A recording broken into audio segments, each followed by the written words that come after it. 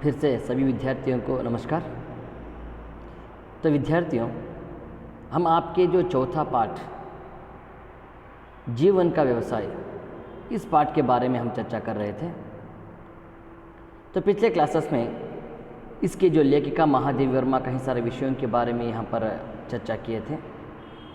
किस तरह से एक नारी पर शोषण हो रहा है, महिला पर किस तरह से पुरुष प्रधान यहाँ पर समाज एक बलिदान के रूप में उसके ऊपर व्यवहार कर रहा है। ऐसे कई सारे विषयों के बारे में हमने चर्चा किए थे। देखिए, आगे देखेंगे, कोई भी निष्पक्ष इतिहासकार या समाज शास्त्रोत्तर बता सके कि मनुष्य का असंयम और उसकी बढ़ी हुई लालच ही समय समय पर मनुष्य जाति के पतन का कारण बनती रही है। तो कोई इतिहासकार ऐसा है कि बता सके कि मनुष्य जाति का किस तरह से समय समय पर इसका एक मनुष्य जाति का पतन हो रहा है? तो नहीं। जिस दुराचार को रोकने के लिए मनुष्य ने इस निष्ठुरता प्रथा की सृष्टित की होगी, उसे इससे प्रक्षय ही मिला। मदिरा से भी कभी किसी की प्यास बुझी है। देखिए, मनुष्य के रूप में कभी कोई अपनी प्यास बुझाने के लिए मदिरा पान भी पी लेता है, यानी कि शराब भी पीता है। तो और इस समाज के अंदर जो मनुष्य जाति में छिपी हुई पशुता को भोजन मिलता गया, वह और अधिक सबल होती गई तथा उसके बड़े हुए आकार को अधिक खाद्य की आवश्यकता पड़ी गई। तो विद्यार्थियों, यहाँ पर महादेवी वर्मा कहते हैं किस तरह से मनुष्य आज शराबी बनता जा रहा है। ये मनुष्य के अंदर रहने वाले एक शैतानियत को तो उसे जगाने देने वाली ये दवा आज उसे क्रूरता की ओर बढ़ने का भी एक कारण यहाँ पर वे बता रही है। और फिर कहते हैं एक पशु की तरह मनुष्य ना होते हुए पशु की तरह आज इसका व्यवहार हो रहे हैं। तो फिर कहते हैं होते होते हमारी पशुता ने ना जाने कितने नाम, रूप और आकार धारण कर लिए। ये पशुता आज कई सारे रूपों के एक आधार यहाँ पर कर लिया है। आदिम मनुष्य की पशुता नैसर्गिक बंधनों में बांधी हुई थी, परंतु आज के मनुष्य की पाशविक प्रवृत्ति सर्वतः स्वतंत्र है। आज मनुष्य का जो पाशविकता आज सर्वत्र आज हम देख रहे हैं। जिस तरह से मनुष्य अपनी शराबी बनता जा रहा है, उसके अंदर के शैतानी गुण बाहर आते हैं, तो किसी ना किसी एक अत्याचार, बलात्कारों में, बलिदानों के अंदर यहाँ पर वे करता ही आ रहा है। परंतु आज के मनुष्य की पाशविक प्रवृत्ति सर्वतः अस्वतंत्र के रूप में दिखाई दे रही है। तो उसके कृत्रिम जीवन के समय उसकी प्रवृत्तियाँ और विकास भी कृत्रिम होकर पहले से अधिक भयंकर हो उठे हैं। देखिए, आज इसके आचार विचार सभी पहले से ज़्यादा आज भयंकर होते जा रहे हैं। वह अपने जीवन के अनेक साधन ही ढूंढकर संतुष्ट नहीं हो सका है, वरना उससे दूसरों का नष्ट करने का असंख्य उपायों का आविष्कार भी कर लिया गया है। ये मनुष्य समाज के अंदर इसी तरह से यदि वह अपने शरीर के फोड़ को नश्वर से अच्छा करना सीख गया है, तो उसके साथ ही सुई जैसी यंत्र द्वारा उसके दूसरे शरीर में विष पहुंचाकर उसे नष्ट कर भी जान गया है। तो इसी से आज की पतित स्त्री की स्थिति प्राचीन काल की नर्तकी से भिन्न और अधिक दयाहीन है। तो कई साल पहले जो नर्तकी के जो आचार विचार होते थे, उससे भी आज एक बुरा हाल इस समाज के अंदर नारी का या स्त्री का हो रहा है। आज वीरंगना वसंत सेना का अनन्य प्रेम स्वप्न है, जिसे पाकर कोई भी पत्नी अपने स्त्रीत्व को सफल समझ सकती थी। तो आज ऐसी स्त्री बहुत कम ही समाज के अंदर थी कि स्त्रीत्व को पहचान कर वे अपना जीवन एक अच्छी तरह से बिता सके। तो देखिए विद्यार्थियों, फिर यहाँ पर महादेवी वर्मा कुछ विषयों को कहती हैं। वर्तमान समाज यानी कि आज के इस समाज के अंदर जो समाज है, इस समाज में, वर्तमान के समाज में जिस स्त्री को निर्वासन दंड देना चाहता है उसके फूट कपाल को ऐसे लोहे से दबा देता है जिसका चिन्ह जन्म जन्मांतर से आंसुओं से भी नहीं धुल पाता। आज नए समाज के अंदर ये समाज जो ऐसा यहाँ पर निर्वासित दंड दे रहा है स्त्री को, ताकि वे जन्म जन्मांतर भी उसे भूल नहीं सकती। ऐसे एक विचित्र एक आविष्कारों को कर कर स्त्री पर दंड देने का कार्य में आज ये पुरुष लगा हुआ है।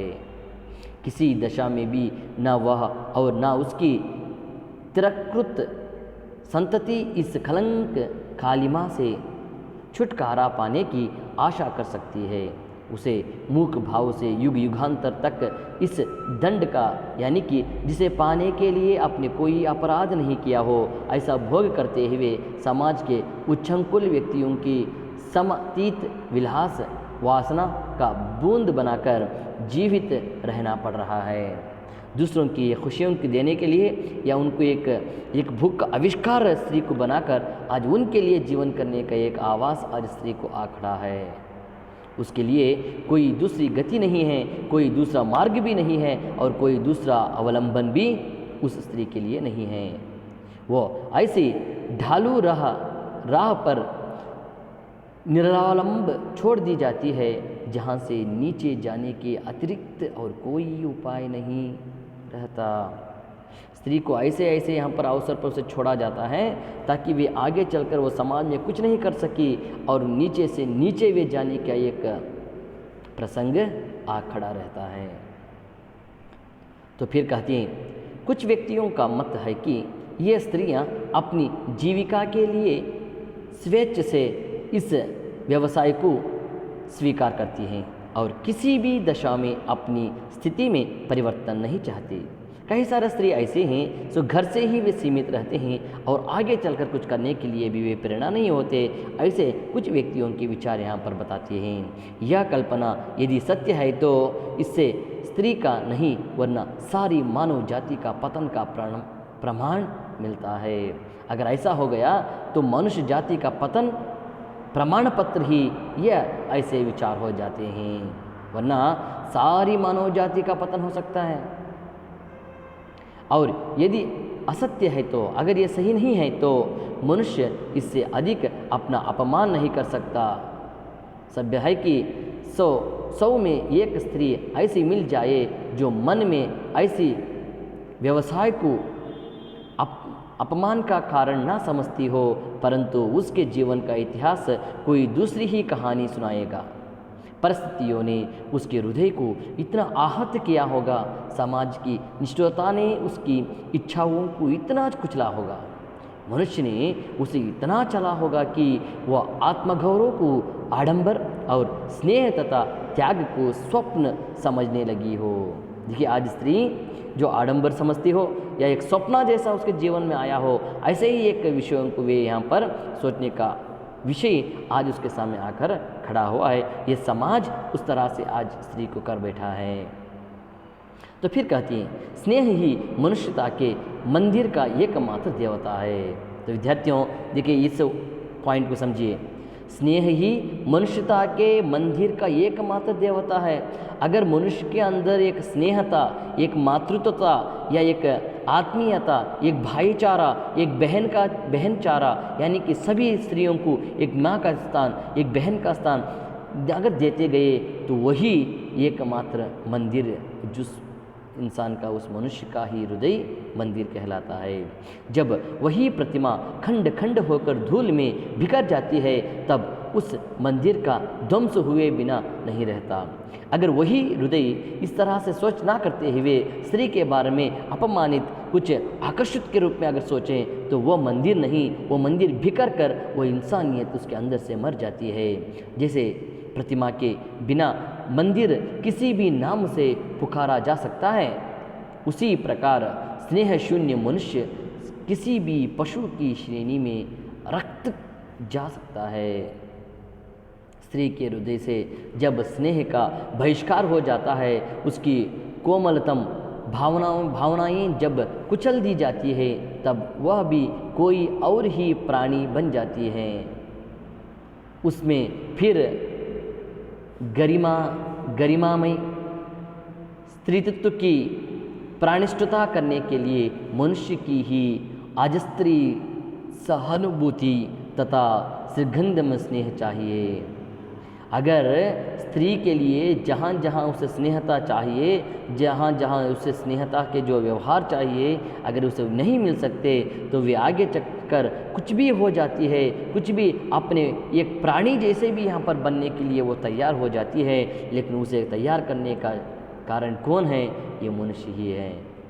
तो इसलिए परंतु हमारे समाज का निर्माण ही इस प्रकार हुआ है, उसकी व्यवस्था ही इसी प्रकार हुई है कि वह स्त्री से ना किसी भूल की आशा रखता है और ना उन भूलों की क्षमा का विश्वास करता है। पहले से ही वह स्त्री को पूर्णतम मनुष्य मान लेता है और जहाँ कहीं अपने इस विश्वासमयी में संदेह का लेश मात्र भी देख पाता है, वह स्त्री को मनुष्य कहलाने का भी अधिकार देना स्वीकार नहीं करता। तो विद्यार्थियों, इस तरह से कई सारे गुणों के रूप में यहाँ पर स्त्री पर होने वाले यहाँ पर जो अत्याचार, बहिष्कार या दबाव, उसके ऊपर रुकावट, उसके जीवन में ऐसे कई सारे विषयों की चर्चा यहाँ पर करती जा रही है। कौन? महादेवी वर्मा। देखिए, महादेवी वर्मा एक ऐसी कवियत्री हैं, कई सारे स्त्री से संबंधित शोषणीति यहाँ पर विषयों को ही बताने की चेष्टा उनके निबंधों में, उनके पाठों में और उनकी कविताओं में करने का प्रयास महादेवी वर्मा किया है। देखिए, फिर देखेंगे, फिर कहती हैं मानव जाति की जननी। देखिए, अगर मानव जाति है तो उसकी जननी यानी कि माता ही स्त्री है और उसके चरित्र की विधात्री होने का कारण, यदि स्त्री के जीवन का आदर्श कुछ ऊंचा रख गया तो समाज ने कोई विशेष अन्याय नहीं किया। अगर समाज के अंदर इस मानव जाति की जननी मानी जाने वाली स्त्री को अगर ऊंचे स्थान पर हमें रख लिया जाए तो क्या इस समाज कहीं नीचे गिर जाएगा? क्या उसके ऊपर कोई अन्याय होगा? ऐसा कुछ नहीं होगा। परंतु अनन्य यही हुआ कि अपने आदर्शों की चिंता में उसने मनुष्य स्वभावगत उन दुर्बलताओं का कोई ध्यान ही नहीं रखा जो स्त्री और पुरुष दोनों में समान रूप से विद्यमान रहती हैं। देखिए, कभी भी स्त्री ये नहीं सोचा कि उसके अंदर पुरुष और स्त्री में कुछ व्यत्यास हो। ये कि समान समझते हुए उसकी वे सेवा करती हुई, उसकी हर समय में उसका साथ देती हुई पुरुष की आ रही है। तो यही एक जननी, एक मातृत्व का स्थान स्त्री का है। जीवन का आदर्श और उस तक पहुंचाने की साधना जितनी सत्य है, सदा साधना के मार्ग में समय समय पर मिलने वाली बाधाएं भी उससे कम सत्य नहीं। जितना एक बाधाएं उससे मिल रही हैं, समय समय पर वे कष्टों का सामना करना पड़ता है, तभी जाकर कहीं ना कहीं उसे कुछ खुशियों के लिए, कुछ जीवन को सफलपूर्वक करने के लिए ये सभी सहन शक्ति वो स्त्री वे रखती है। उचित तो यही था कि स्त्री और पुरुष दोनों को अपनी भूलों का सुधार कर साधना के पथ पर अग्रसर होते रहने की सुविधाएं मिलती रहती हैं। परंतु मनुष्य के अधिक सबल और समाज के निर्णायक तथा विधायक होने का कारण ऐसा ना हो सका। उसके छोटे ही नहीं, बड़े बड़े चरित्रगत दोषों और त्रुटियों को समाज ने प्रायः अनदेखा कर दिया।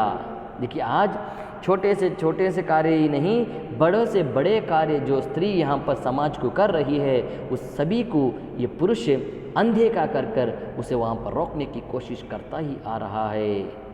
अंत में परिस्थितियाँ ऐसी हो गई कि उसके जीवन में साधना का कोई विशेष स्थान नहीं रह गया। तो अंत में स्त्री यहाँ तक आ गई कि उसे साधना करने के लिए कोई भी उसके पछाई नहीं। ऐसा यहाँ पर यह समाज उसके प्रति यहाँ पर कर रखा है। तो विद्यार्थियों, ऐसे कई सारे विषयाँ यहाँ पर जो स्त्री इस समाज के अंदर जो हो रहे हैं उसके बारे में यहाँ पर चर्चा हमने किया है। तो और यहाँ पर नेक्स्ट क्लास में, अभी यहाँ पर पाठ है तो नेक्स्ट क्लास में और विषयों के बारे में जानकारी प्राप्त करेंगे। तो यहाँ तक का पाठ आज हम इस अवधि में समाप्त करेंगे। तो सभी विद्यार्थियों को फिर से धन्यवाद।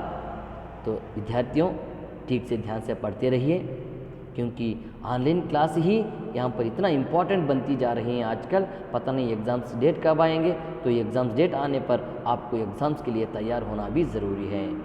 तो इस पाठ के बाद हम कुछ आपके सिलेबस में जो पत्र लेखन है उनके बारे में हम चर्चा करेंगे। शायद अगले क्लास में ये पाठ समाप्त होगा। तो यहाँ को हम इस क्लास को रोकेंगे। सभी विद्यार्थियों को धन्यवाद।